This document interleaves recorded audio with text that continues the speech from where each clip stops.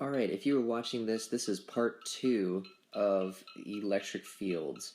And part 2 is going to focus on example questions. And if you have the Princeton Review Guide 2015 edition, I'm going to be going through some of the examples in that book. So you can follow along with this video without the book, no problem. But just in case you were curious, this is where I got these examples from. So example 1, there's a charge of positive 3 nanocoulombs, and it's placed in an electric field with strength 400 newtons per coulomb. What force does that charge feel? Now let me emphasize these units here really quick. So we said 400 newtons per coulomb. That is because our definition of electric field is force per charge. So then we have newtons per coulomb. Alright, so the reason it is written that way is very useful. And it's for every coulomb of charge, I know how many newtons of force there is. So for our example, we have 400. That means for every 1 coulomb of charge I put in this field, it's going to feel 400 newtons of force. So if I put in 1 coulomb, it'll feel 400 newtons of force. If I put in 2 coulombs, it'll feel 200 newtons of force. If I put in 4 coulombs, it's going to feel 100 newtons of force. So that's why this electric field definition is rather useful. So we don't have to calculate the charge and the distances and using Coulomb's constant. If we know the field strength, it's much easier. So let's use our example where we have the force divided by the charge, and our force, it's going to be equal to the electric field times the charge. So all I did was solve that for F. And that means we have 400 newtons per coulomb times 3 times 10 to the negative 9th coulombs. And that will give us the force that charge feels. And it's going to be rather small. So 1.6 times 10 to the negative 6 newtons, or 1.2 micronewtons. Just in case you wanted to be fancy with the units, but they're both right. Okay, now here's another example. We got 2 charges, and one of them is 4 nanocoulombs, the other one's minus 4 nanocoulombs. So this is an example of a dipole, because they're equal and they're opposite charges. And the question is, what is the electric field at that point? So they are a distance of 6 centimeters apart, and that will help us. So we know that we are given a distance and we're given 2 charges. So that means we have to use our other relationship for electric field that involves the distance. So if we look at a positive test charge that we put at that dot, it's going to feel a force from that one, and it's going to feel a force from the other one. So we have to add up both electric fields that it feels from each charge. So E1 will represent the electric field from one charge, and then E2 will represent the electric field from the other. So really, since this is incredibly symmetrical, it's exactly in the middle of 2 charges, and they're of equal charge value. So that means the total is really just going to be 2 times one of them.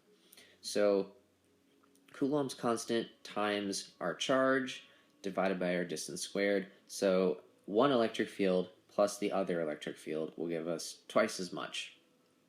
So when we calculate all this out, then we're going to have Coulomb's constant times 2 times our charge, 4 times 10 to the negative 9th coulombs, and divided by our distance squared. And if you didn't see that distance here, remember the distance is between the dot and the source charge. So it's going to be half of that 6 centimeters, so it's going to be 3 centimeters. And we convert that to meters, it'll be 0.03 meters. So our electric field strength at that point is going to be this much. Alright, so it's going to be 8 times 10 to the 4th nanocoulombs. Okay, so follow up. If a charge of minus 5 picocoulombs were placed there, what force would it feel? And if you don't know, pico, that little p, just means times 10 to the negative 12th. So it's a very small charge. So the question is, what force would it feel? That means we can use our electric field strength to find this very easily. So the force on that charge is going to equal the charge times the electric field. And our charge is 5 times 10 to the negative 12 coulombs, and our electric field strength is what we just found, 8 times 10 to the fourth. So the force it'll feel will be quite small, and it's going to feel it to the left. If you didn't see what the picture looked like, there was a positive charge on the left, and there was a negative charge on the right. So if you put a negative charge here, it's going to want to go that way because it's going to be attracted to the positive charge and repelled by the negative charge. All right, now let's look at the same math again, but a slightly different picture. So instead of having just one point as a charge, I'm going to have an entire sheet. So imagine this is like a metal plate, and the whole piece of this metal plate is positively charged. And then I'm going to put a charge above it. And it's going to have some mass, and it's going to have a positive charge. The mass is going to be given as 5 grams. The distance above is going to be 2 centimeters. And the electric field strength is going to be 10 to the 6 newtons per coulomb. And the question is, what charge will I put there so that it balances out with gravity? In other words, this was like a Rebbesain question where you have a charge sitting above another charge, and it's asking what charge would exist so that it basically floats in midair. Alright, so we have done this problem before, but just not with the electric field, but I'll walk you through it anyway. Now, this object has mass, it's 5 grams, so it has a force of gravity being pulled down. And it is a charged particle, and it's near a charged plate, so it's going to feel a force of electricity going up. And so our force of gravity is the mass of that object in kilograms times the acceleration due to gravity, or 10, as we always use. And it's going to be going against the force of electricity, which is going to be that charge times the electric field. So the point at which this will hover in space right here is going to be where those two things are equal to each other. So force of gravity equals the electric force. So this is a rather easy calculation if we are trying to solve for the charge. And this is why electric field is useful, is because it makes our math very easy a lot of times. So then our charge is going to be mass in kilograms times 9.8 or 10, and divide by our electric field, and that would be giving us Q. So Q is going to be given by this. And I believe I messed up my units here. This is not supposed to be newtons per coulomb. That's supposed to be meters per second, because that is G. Okay. So I apologize for messing that unit up. So our charge is going to be about 50 times 10 to the negative 9th coulombs, or as we know, 50 nanocoulombs. And there we go, we fixed that. Okay, so a charge of 50 nanocoulombs, given the situation here, it will float in midair at that point. And you notice we didn't even use the radius. We just used the electric field instead, because it's a little bit easier. Okay, now let's review a little bit. And this is going to be a little bit of review from the other video as well as this one. And then we're going to do a significantly more difficult problem that will help us apply some old knowledge into this new knowledge. So review, then a more challenging problem. Okay, so the force given by any two charged particles or between two particles is this. And this is Coulomb's law. And so it is K, that's Coulomb's constant, times both charges, Q1 and Q2, and divide by their distance squared. And our electric field is going to be that force that both of those particles feel divided by the test charge. And then if you combine these equations, it's going to look like this. And it's Coulomb's constant times the charge divided by the distance between them squared. Okay, so electric field lines, this is the other thing we tried to do. And they are a description, it's like a mapping out of the electric field around objects. So if we've got a positive and a negative, this would look like a dipole. We know that in between, it's going to go in a straight line between one and the other, and it's going to the right. And as you get away from that straight line, you get above or below, then it's going to follow this curved path. And they always point away from the positive and towards the negative. Alright, so far so good. And so the direction of the electric field equals the direction of the net force, or in this case, the electric force. Okay, now let me go back and I'm going to cover something I didn't actually show you yet. So we have been looking at if it was only positive and negative charges. Now the question you may run into is, what if they are both positive? The electric field lines will look different. Now if I put a positive test charge anywhere in here, it's going to be pushed away by both. So if I put a charge right here, a test charge, it's going to be actually at rest if it's right in the middle. So there will be no electric field right there.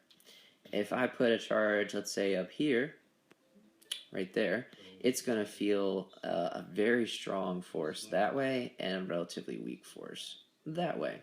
So its overall direction is going to be about that direction. And if I put one maybe right here, come on now. This is not cooperating. If I put one right there, it's going to feel a huge force that way, and then a very small force that way. So then its overall direction is going to be about that way. And as you can see here, if I did it on the bottom, they would have a force or a direction like that, and a direction like that, and then a direction like that, and then if you did it and mirrored it on the other side, it would be like that, and it'd be like this, and like this.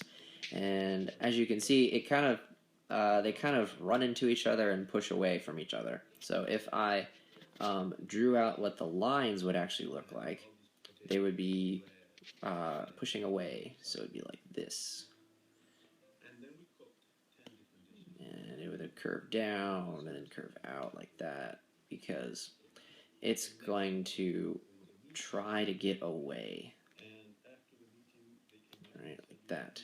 Alright, so if they're both positive, then they will try to push away from each other. They're not ever going to attract each other.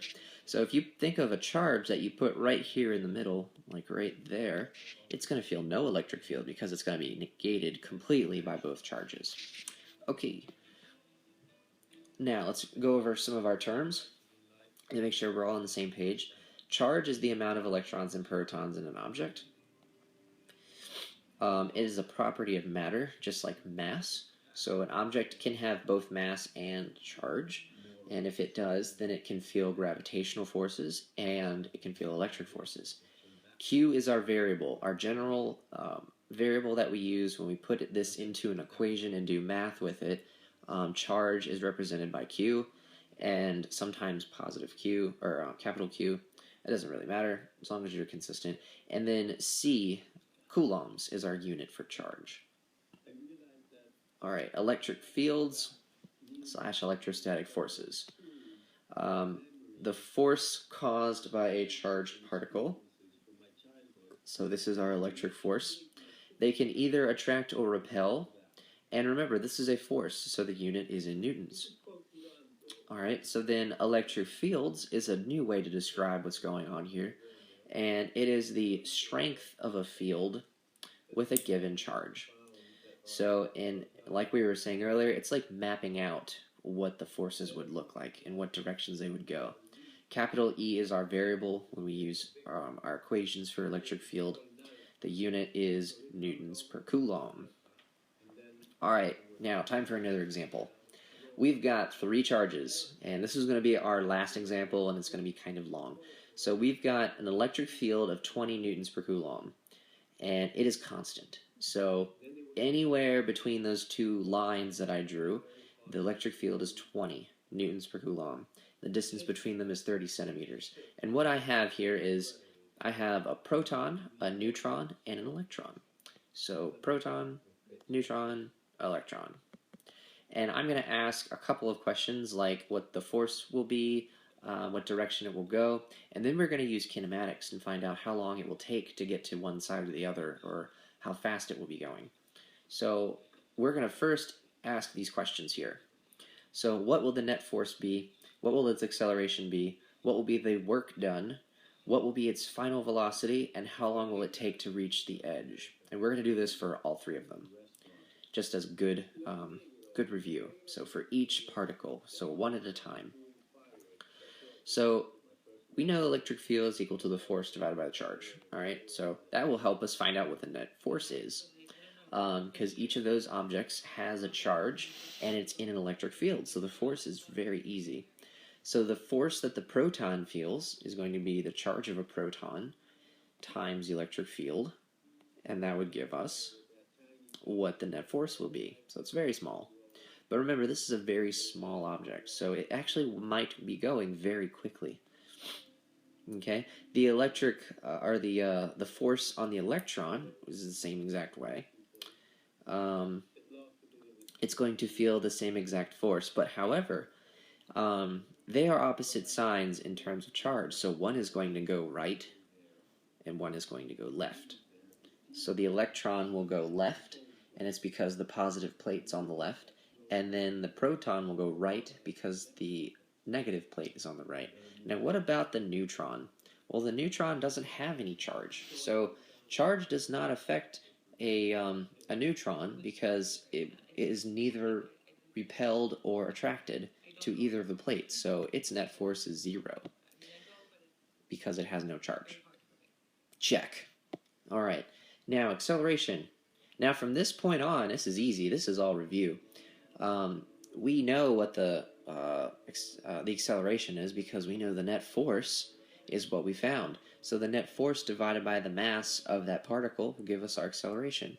So the acceleration of the proton is that force divided by the mass of a proton. And you don't have to memorize that number. You can look that up, and it's actually, I believe, on your formula sheet. So you don't have to memorize that, but that's the mass of a proton, and that will give us what our net force or our acceleration is. And as you can see, it is huge, and it's because the mass of a proton is very small. And the electron will do the same way, but it has a different mass, and in fact it's even smaller. So our acceleration is going to be astronomically huge, 3.5 times 10 to the 12th. So that is 3, 5, and then 11 more zeros. So that's really, really high. And the neutron, of course, is 0 because we don't have any force on the neutron. The work done. Here's an interesting question. So what work is done on these particles? So thinking about how its energy is changing. In case you forgot, work is the force acting on an object times its displacement, or in this case we'll call it d. And so our force is what we found by using the electric field and the charge. And then the work is going to be QED. So the charge times the electric field times the distance, and we already found the force, but we'll go ahead and do it this way. So it's going to be the charge times the electric field times the distance, and the distance was from the middle to the edge, so it's only going to be half of that distance I gave you in meters. And so the work that's done is going to be this. So not a lot, but this is the work that is done on it. And we could even use this to find the kinetic energy, or and then use that to find the speed. But maybe we'll save that another day. The work on the electron, we're going to use the same pattern again. So it's going to be the charge of an electron times the electric field times the distance, and that gives us this amount of work. And then, of course, our lonely little friend, the neutron, is still 0 and nothing because there is no force acting on it, so there's no work done. And there's no distance; it doesn't move. Okay, so let's let's think about, or not last, second to last, let's do final velocity. Now we have a few options to do this. We could either think of this with kinematics, because we know initial velocity, acceleration, and distance. Now that we know the work done, we know the energy that's in this thing, so we could try to use kinetic energy. But what I'm going to do is I'm going to use old-fashioned kinematics, because we've already calculated a lot of those numbers. We know the acceleration. We know the initial velocity. We know how far it's going to go. We can easily find out how fast it'll be going at the end. So I'm going to use one of our old equations here, because I know that all of those things in that equation I know, except for final velocity. So initial was 0, and in case I didn't say that earlier, it is 0, so they are all released from rest. And so doing a little bit of algebra, our final velocity will be given by this. So the velocity of the proton is going to be 2 times the acceleration of that proton times its displacement. And we crunch in all of our numbers, take the square root, and it's going to be going freaking fast. So even though that force was extremely small, the particle itself is also very, very small. So you have a force divided by a very small mass, you're going to have a lot of acceleration, and you're going to have a huge velocity at the end. So it's going extremely fast. Then the electron will also be going very fast, because it has yet a higher acceleration and an even smaller mass. So its final velocity is going to be ridiculous. It's going to be 1 times 10 to the 6 meters per second. And the lonely neutron, it doesn't move. So its final velocity is 0, along with its initial velocity, also 0.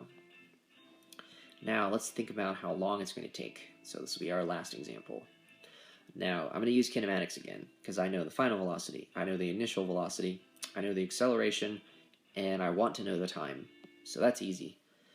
I'm going to do this. So solving this for time, where that's 0, this is very easy.